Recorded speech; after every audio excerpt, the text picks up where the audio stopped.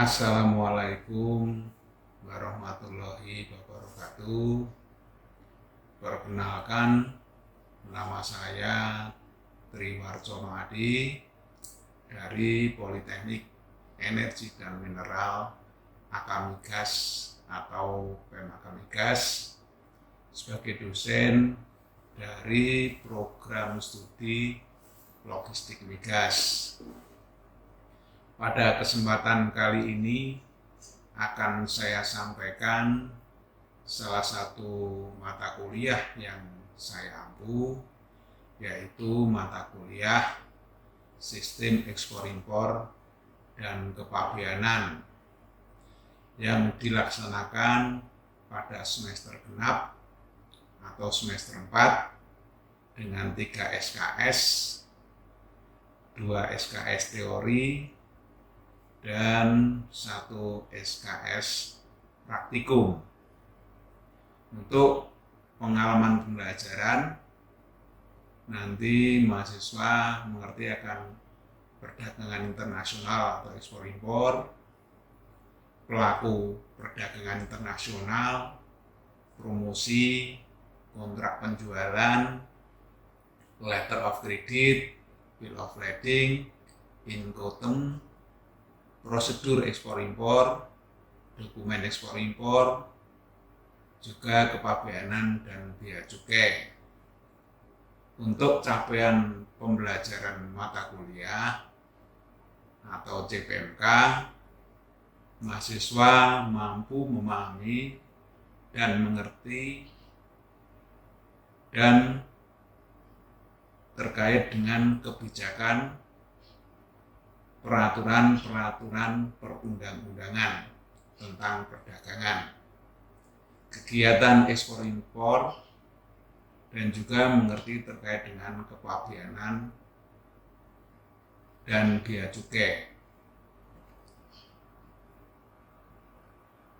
Mata kuliah atau materi yang diberikan tentang perdagangan dalam negeri, perdagangan luar negeri atau ekspor impor, peraturan-peraturan perdagangan, pelaku ekspor impor, tahapan transaksi mulai dari promosi sampai dengan terjadinya sales kontrak, kemudian masalah ekspor impor, juga terkait tentang letter of credit dan dokumennya, bill of lading dan dokumennya, incoterms terbaru 2020, asuransi, tarif ekspor impor, transportasi dan penanganan kargo, kepabeanan dan bea cukai, ekspor impor migas, harmonization code, dan surveyor untuk ekspor impor. Untuk metode pembelajaran dengan cara ceramah atau penyampaian materi, diskusi, latihan soal atau studi kasus. Untuk penilaian dengan bobot tugas 22,5%. Untuk kuis dengan bobot 22,5%. Ujian tengah semester dengan bobot 25%. Ujian akhir semester dengan bobot 30%. Demikian tadi informasi sekilas tentang salah satu mata kuliah yang saya ampu, dan berikutnya akan saya sampaikan video pembelajaran perkuliahan ini. Terima kasih atas perhatiannya. Wassalamualaikum warahmatullahi wabarakatuh. Assalamualaikum warahmatullahi wabarakatuh. Waalaikumsalam warahmatullahi wabarakatuh. Ya, hari ini kita bertemu lagi untuk materi ekspor impor. Sebelum kita mulai, kita buka dulu. Silakan untuk ketua kelas memimpin doanya. Silakan. Baik Pak. Baik, sebelum kita kita mulai perkuliahan pada siang hari ini dengan cara tanpa kita berdoa menurut agama dan kepercayaan masing-masing. Berdoa dimulai.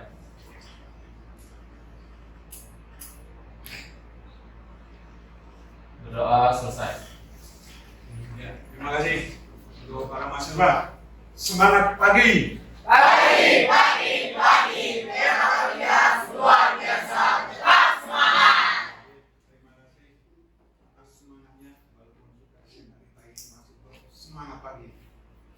Itu kita lanjutkan bahwa untuk materi hari ini adalah materi terkait dengan masalah ekspor impor, dan sebelumnya kemarin kita sudah menyampaikan materi yaitu transaksi ekspor impor terkait dengan bagaimana menggunakan produk atau produksi, kemudian juga bagaimana para importer mencari informasi, ya, minta katalog dan lain-lain kepada para yang memberikan promosi tadi, kemudian dari pihak penjual atau eksportir menawarkan produknya, dan dari pihak importer setelah melihat produknya mereka melakukan namanya pemesanan atau order yang tentunya nanti dilakukan dengan sales kontrak.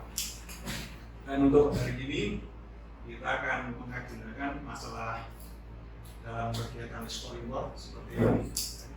Agendanya untuk hari ini untuk masalah eksternal itu terkait dengan kepercayaan antara ekspor dan importer, kemudian terkait dengan pemasaran, sistem kuota dan kondisi dengan perdagangan, keterkaitan dalam keanggotaan organisasi internasional, dan juga kurangnya pemahaman akan tersedianya kemudahan di perdagangan internasional.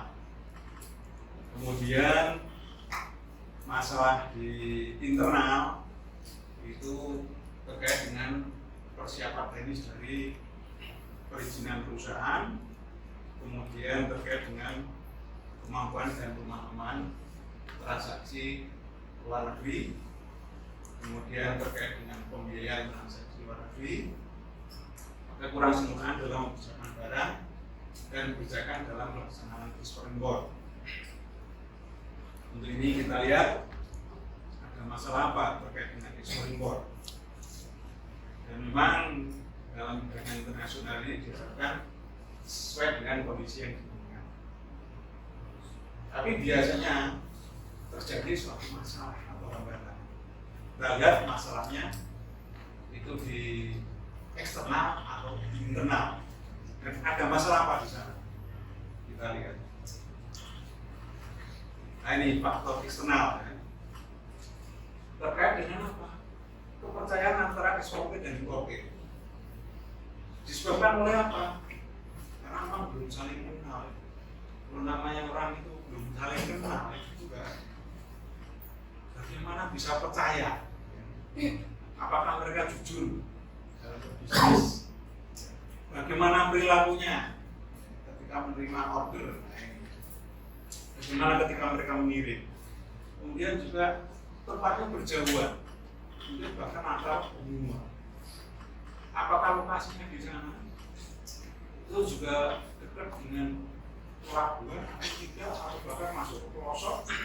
Ini juga problem ya, karena masih berjauhan. Bagaimana komunikasinya? Nah, ini. Kemudian juga terkait dengan pengiriman barang. Barang ini dikirim via pesawat atau via kapal laut, via kargo. Karena apa? Kalau memang lokasinya ini tidak ada pelabuhannya, pasti harus pesawat kargo. Ini akan nanti dengannya terhadap pembiayaan. Bagaimana dengan pembayarannya? Dengan uangnya? Ya. Apakah nanti lewat LC atau mau pakai pembayaran di muka atau pembayaran di belakang?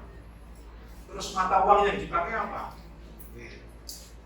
Pakai dolar, pound sterling, atau yang lainnya. Apalagi bahasanya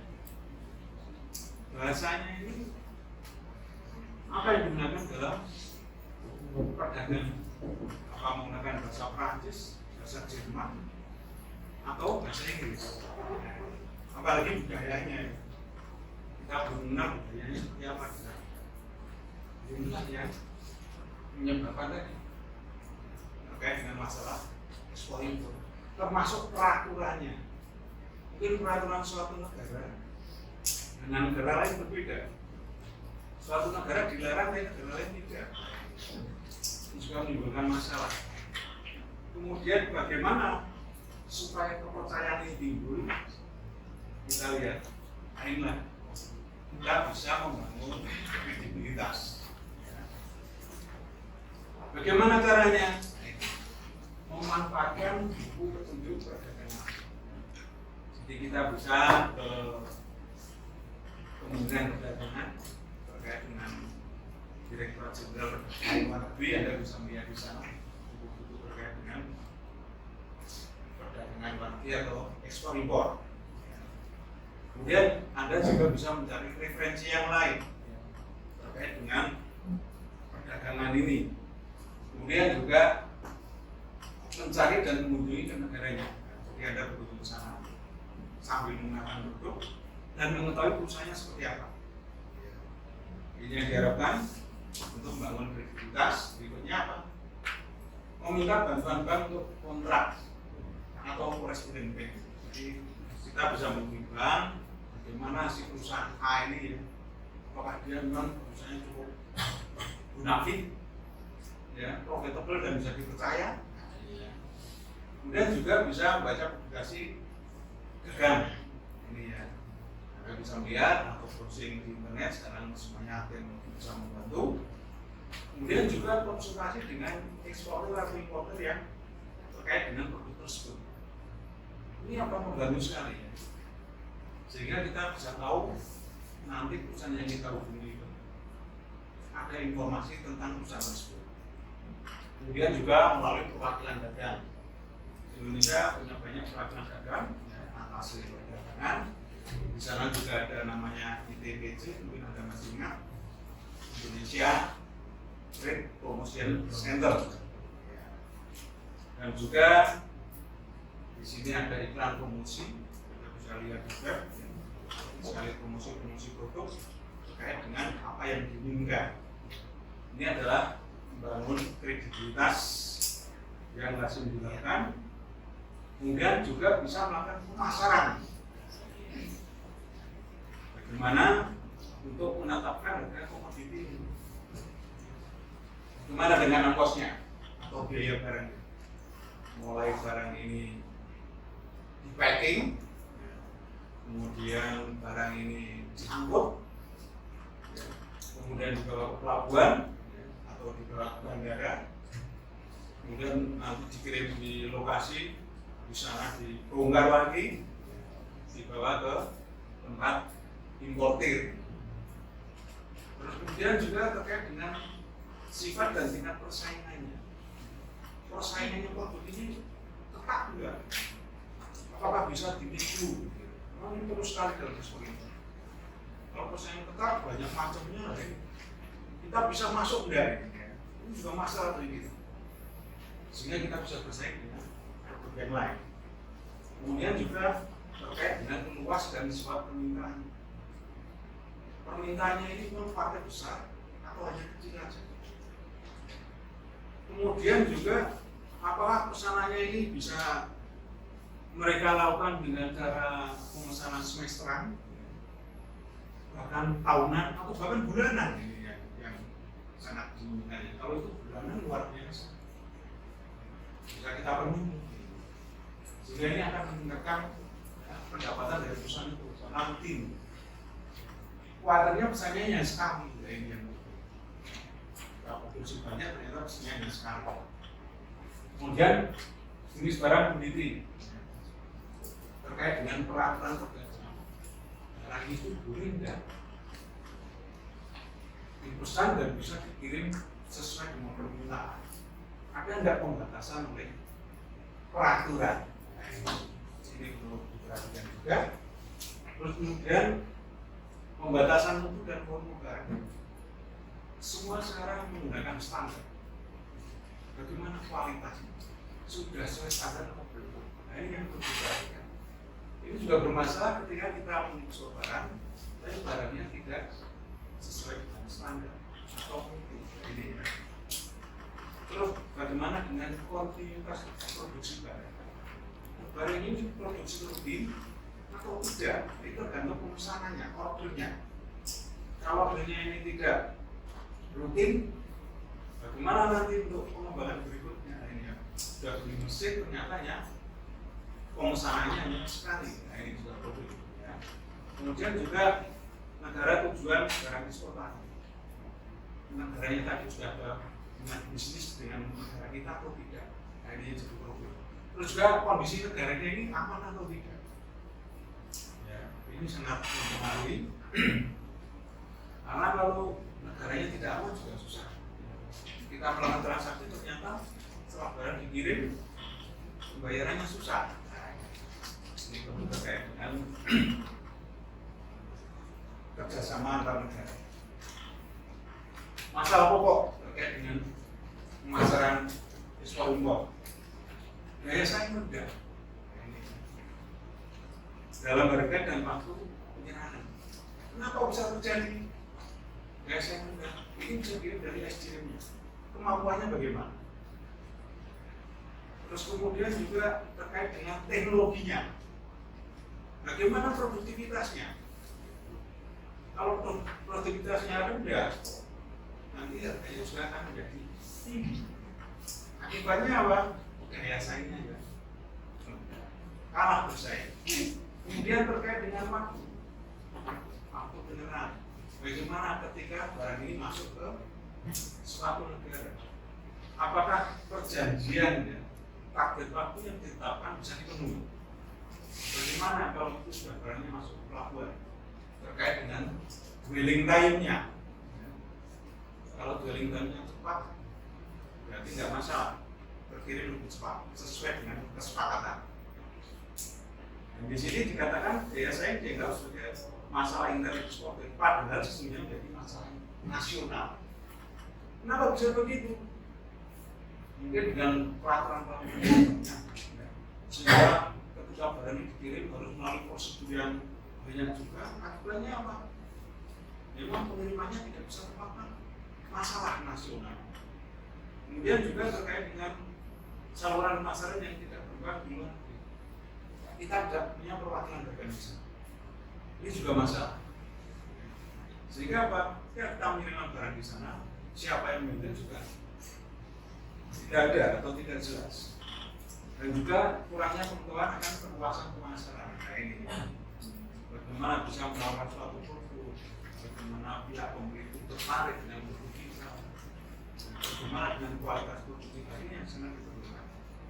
Nah, untuk ini ada yang mau tanya terkait dengan daya saing?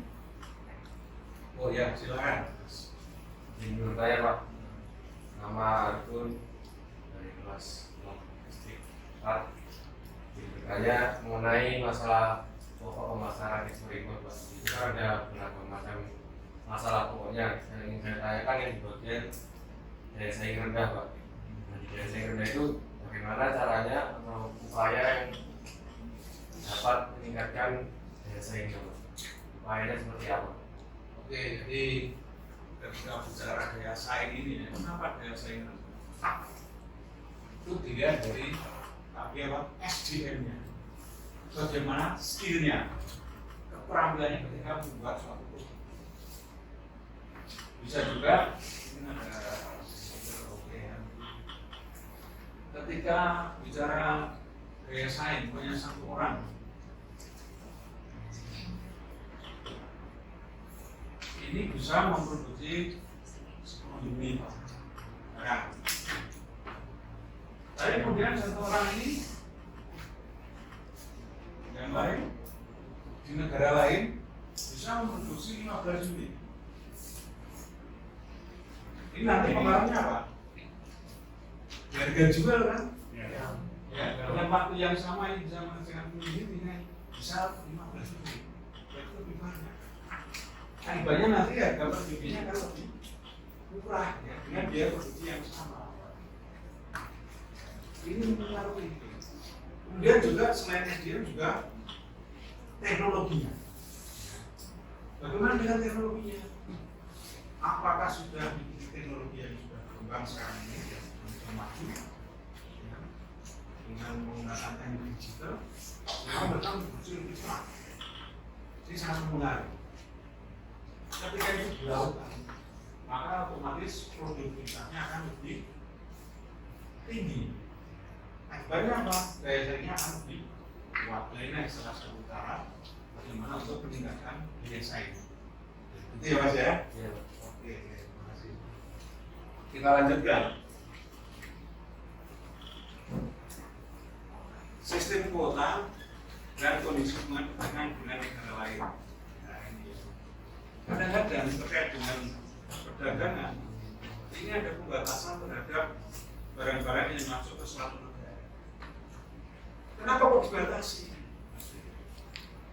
Ya biasanya suatu negara itu juga punya produk yang sama. Dengan produk yang sama, otomatis negara tersebut bisa mengimpor, tapi tidak bisa sesuai dengan keinginan eksportir. Dalam arti apa? Jumlahnya tidak bisa. Sehingga disesuaikan dengan kebutuhan dalam negeri. Seperti di Indonesia, Pak. Kita adalah negara yang membutuhkan kebutuhan bahan pokok beras. Beras di Indonesia bagaimana kebutuhannya? Ketika kebutuhannya karena harganya naik, otomatis pemerintah akan melakukan impor beras. Tapi beras yang diimpor sesuai dengan kebutuhan, sehingga kebutuhannya banyak berapa ribu ton gitu ya sebenarnya. Nanti 10 ton Pak. Ya hanya aja. Karena juga harus memberikan kesempatan pada petani di dalam ya. Itu sehingga kenapa ketika bicara pembatasan ini dilakukan pembatasan. Kemudian juga ketika bicara tentang ekspor udang, ya, bibit udang akan kita batasi, atau bahkan kita stop untuk bibitnya. Tapi ketika udangnya sudah besar, nah, itu baru bisa ekspor. Sehingga dilakukan pembatasan. Kemudian juga hubungan antara negara tempat terjadinya perdagangan menjadi faktor penentu kelancaran proses ekspor ini ya. Bagaimana hubungan kerjasamanya antar negara ini sangat diperlukan. Kalau memang mereka adalah dengan baik kerjasama, seperti kalau kita bicara ASEAN, nah itu bagus ya. Jadi nanti di ASEAN ini menjadi pusat perdagangan dunia. Kemudian juga upaya meningkatkan transaksi tidak sepenuhnya terlaksana lah ini tadi. Ya memang kondisinya masing-masing negara berbeda. Mau meningkatkan transaksi tapi kondisi negaranya sedang tidak baik. Jadi kalau kita bicara negara lain yang sekarang sedang ada konflik, apa mau ditingkatkan transaksinya? Nggak bisa. Nah ini ya, itu salah satunya sehingga nanti upaya itu juga akan mengalami kesulitan. Itu terkait dengan sistem kuota dan kondisi perdagangan antar negara. Kemudian juga keterkaitan dalam keanggotaan organisasi internasional. Ini juga masalah lagi kalau kita tidak mengikuti keanggotaan organisasi internasional seperti apa sih? Kita ikut serta dalam organisasi internasional seperti WTO. Apa sih WTO? WTO adalah World Trade Organization, di mana di sana ya berkumpul negara-negara yang mereka melakukan kegiatan perdagangan antar negara. Di sana, jadi aturan-aturan diatur di sana, sehingga mereka bisa melakukan kerjasama terkait dengan perdagangan. Kalau di Asia Tenggara ada namanya AFTA. Ada yang tahu AFTA? ASEAN free Free trade area. area, jadi area di Asia Tenggara. Itu ya kerjasama negara-negara ASEAN. Kemudian juga ada JITRO. Apa itu JITRO? Java Organisasi ya, terkait dengan kesejahteraan mereka bisa melakukan kerjasama dengan negara lain. Nah, ini yang kadang-kadang kita sebagai pengusaha ekspor tidak mengenal. Ya, ini yang jadi problem, masalah lain. Gunanya untuk apa sih mereka? Untuk mengatur stabilitas harga barang ekspor di pasar internasional ini. Jadi tidak malah terjadi suatu persaingan yang berat, karena mereka mengatur stabilitas dari WTO ini terkait dengan nanti dia masuk dan lain-lain. Itu terkait dengan keikutsertaan dalam organisasi internasional. Kemudian kurangnya malah akan terjadinya kemudahan internasional ini juga kadang-kadang seperti itu para pengusaha tidak tahu. Jadi ada kemudahan seperti itu. Contohnya apa? ASEAN Preferential Trading Arrangement.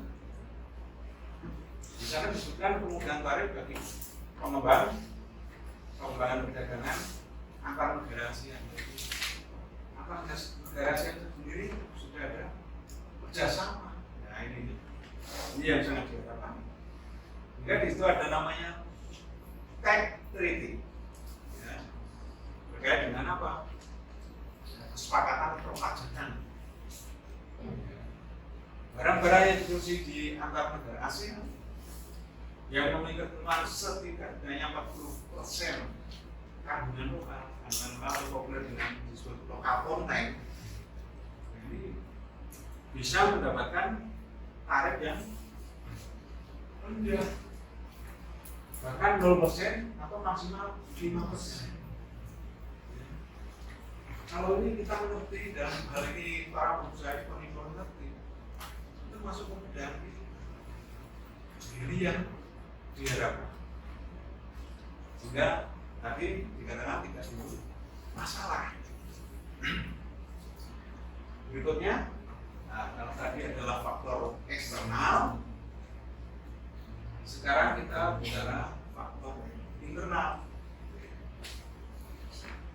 Faktor internal apa ini? Awalnya persiapan teknis. Persiapan teknis itu apa sih? Gitu ya.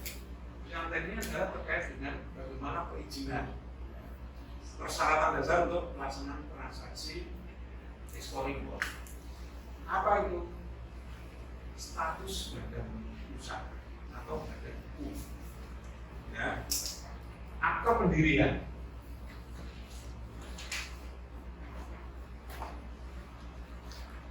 Perusahaan yang kita gunakan kegiatan ekspor impor itu harus punya akte pendirian. Bentuk usahanya apa? Bisa berupa PT atau CV, terus firma, bahkan koperasi. Silakan, Anda mau mendirikan perusahaan apa ini? Cuman ini ada budayanya atau karakter masing-masing. Kalau PT perseroan terbatas yang mereka menanamkan saham di sini, maka ini persero berarti berdasarkan saham atau sero yang akan menjadi pemilik perusahaan. Kalau CV perseroan komanditer itu ada namanya komanditer aktif dan ada namanya komanditer pasif. Bedanya apa? Kalau komanditer pasif, berarti dia hanya menanamkan modal saja. Komanditer pasif aktif, dia selain menanamkan modal juga menjalankan usaha. Terus kemudian kalau firma apa? Firma ini bentuk perusahaan yang mereka dalam menjalankan usaha ini, apabila perusahaan mengalami kerugian, mereka mereka akan menanggung sepenuhnya. Kalau CD yang tadi komanditer pasif hanya sebesar modal yang ditanamkan. Kalau komanditer pasif dia sampai ke harta kekayaannya yang di rumah. Bagaimana kalau koperasi? Kalau koperasi berdasarkan anggotanya, ya. Berapa jumlah anggotanya? Kemudian izin-izin yang lain terkait dengan mendirikan perusahaan. Selain tadi usaha akte pendirian dengan persetujuan dari pengadilan untuk akte pendiriannya, kemudian dia harus mengurus izin-izin. Ada namanya NIB, SIUP, NPWP. Ya. NIB apa? Nah, nomor induk usaha. Kemudian SIUP, surat izin usaha. NPWP, nomor pokok wajib pajak. PMDN, penanaman modal negeri. PMA, penanaman modal asing. Terus kemudian juga karena kita kegiatan ekspor impor harus punya APE dan APE. Ya. APE, angka pengenal ekspor. API, angka pengenal impor. Ada cobaan semua ya. Mungkin dari ini ada yang mau ditanyakan? Silakan. Jadi dengan adanya perizinan untuk kegiatan usaha ini, di mana kita mendaftar untuk mendapatkan nomor induk perusahaan atau NIB? Ya, jadi ketika kita mengurus ini, gimana sih?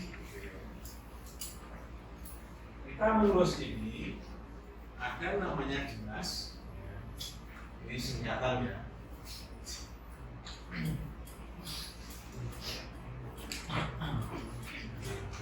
Anda tahu?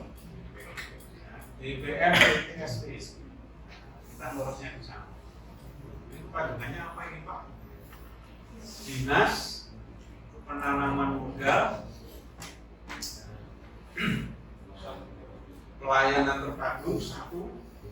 Nah, jadi ini ngurusnya di sana. Dan ini nanti NIB itu sudah nomornya nomor nasional. Jadi dimanapun nomornya itu sudah resmi. Dan itu bisa dilakukan dengan online.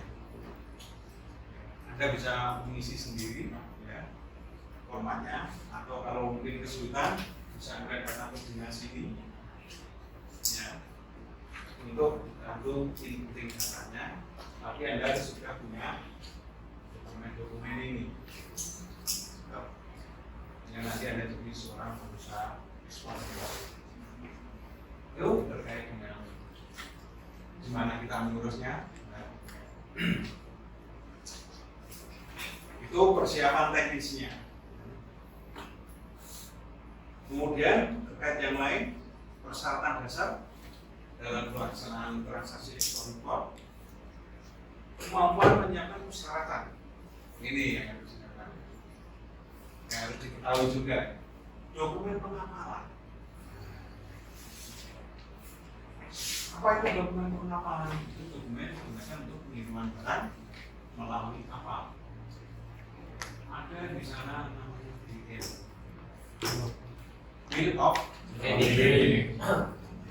Kemudian trade invoice atau faktur atau nota pembayaran. Itu terus bank note. Berarti catatan terkait dengan muatan.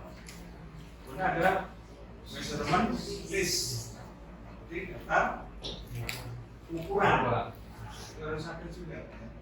Kemudian juga manufacturers certificate. Ada sertifikat dari pabrikan. Dan juga populer ada namanya COO, Certificate of Origin. Terus kemudian juga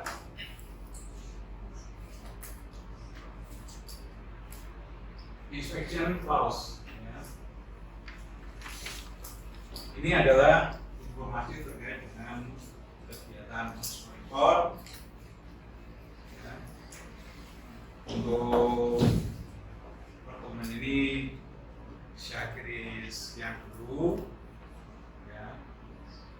Terkait dengan masalah-masalah ekspor impor, dan Anda ketahui nanti kalau Anda menjadi pengusaha ekspor impor, ya, sudah paham mengenal masalah ini sehingga bisa Anda melaksanakan kegiatan bisnis ekspor impor.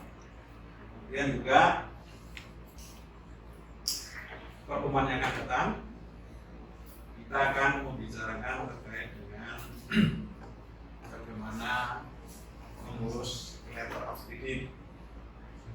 Terkait dengan masalah ini, untuk menambah wawasan atau pengetahuan Anda nanti bisa mempelajari atau melihat buku-buku referensi yang lain, sehingga wawasan Anda akan menjadi lebih luas. Demikian pertemuan hari ini. Saya akhiri, terima kasih. Wassalamualaikum warahmatullahi wabarakatuh. Waalaikumsalam warahmatullahi wabarakatuh.